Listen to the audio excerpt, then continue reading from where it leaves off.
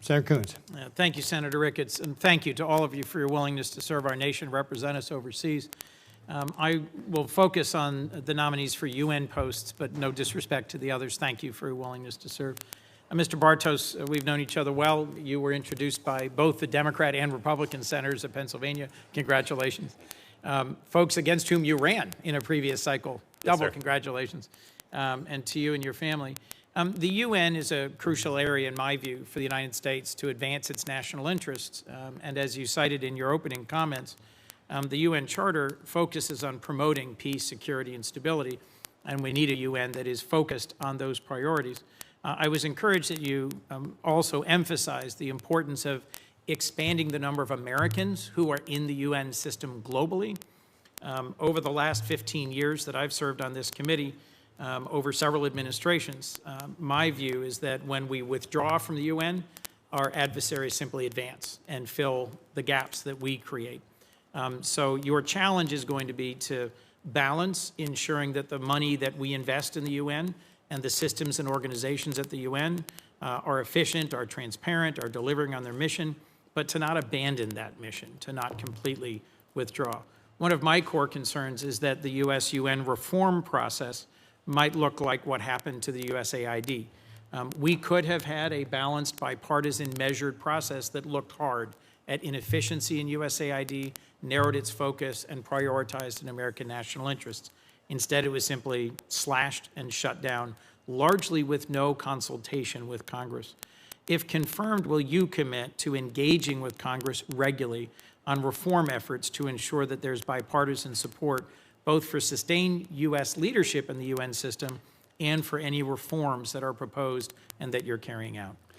Senator, thank you for your question, and I'm smiling here because we've known each other 20 years. Yep. And who would have thought 20 years ago when we were working on sewer issues in Newcastle County, Delaware, that we'd be sitting here? So it's an honor to be with you. God indeed has a sense of humor. Yes, yes, sir. And it's wonderful to see you, and thank you for your question. Yes, I can strongly commit, and if confirmed, look forward to working with the committee to address all of these issues. I'm inspired by Secretary Rubio's leadership.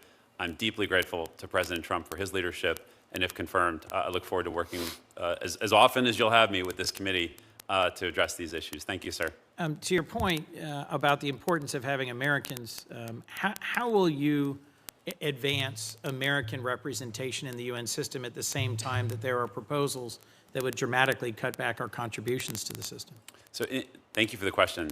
In his first term, President Trump established the directive that we were to have an agency at I.O. at the State Department to focus on either elections where United States citizens could run and or be appointed to certain agency heads.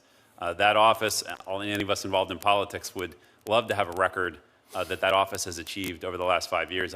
If memory serves, it's something like 28 contested positions and 23 or 24 successful candidates. It's a fantastic record. Credit to President Trump for his leadership on that issue.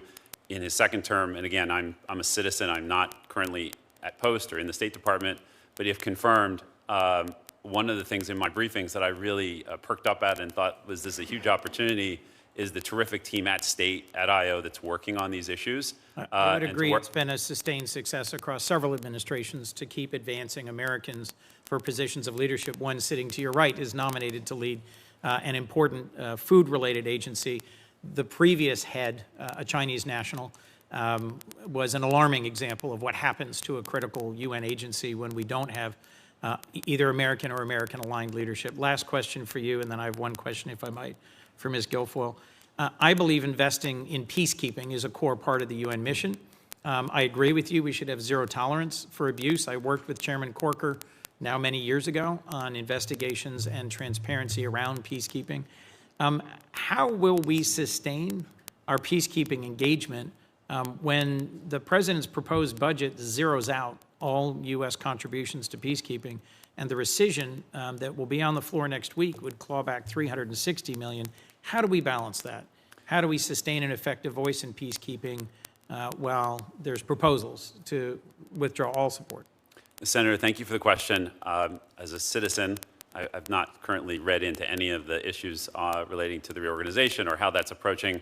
I can say generally, though, if confirmed, I look forward to immediately getting stuck into those issues, to learn about those issues, and to working with this committee. I think on the broader point about peacekeeping operations and the successful ones versus the unsuccessful ones, having clear objectives and a clear exit strategy is an outstanding roadmap for any of these endeavors. Broadly, we're in agreement on that point. I look forward to continuing our conversation. Thank you, Senator. Ms. Guilfoyle, if I might, just because the U.S.-Greece relationship is important to me, to my state, to our nation.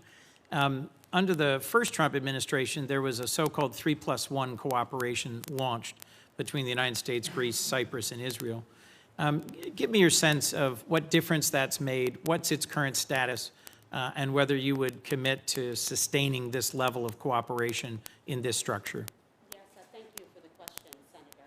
I believe this is a very important area of concern as it relates to national security in Greece and Cyprus, Israel, all being very strategic and powerful allies, steadfast and reliable throughout the years, and this has just increased under President Trump's last administration. We're looking forward to making sure that those partnerships remain intact and, in fact, foster and develop. I believe firmly, if confirmed as ambassador to Greece, that I will work tirelessly to make sure that Greece's national security interests and our strategic allies in that partnership remain very strong and robust, working in concert and conjunction with the United States of America, because national security in those areas and those countries directly equates with national security for the United States of America. And I would ensure that we increase the commitment that has been consistent by the people of Greece to do the defense spending, buying U.S. military equipment, which they have been doing, and see to it that we are going to project to include up to 5% from them. Anything for me about why the 3+1 mechanism is particularly important? Well, geopolitically, as you know, that is a very complex region with a lot of security issues, migration issues. We saw recently what's happened. And, you know, Greece, where it occupies its place in the world, is that southeastern edge of Europe, which is pivotal in terms of its relationship, its proximity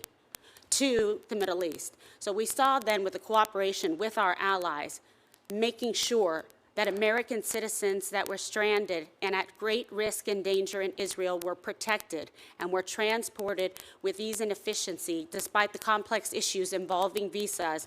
Our partners, our allies in Greece were able to help effectuate that in a timely and safe fashion, bringing people through Cyprus, through Greece, and into Athens. Thank you for the question. Thank you, ma'am. Thank you all, and I look forward to working with you. Thank you. Senator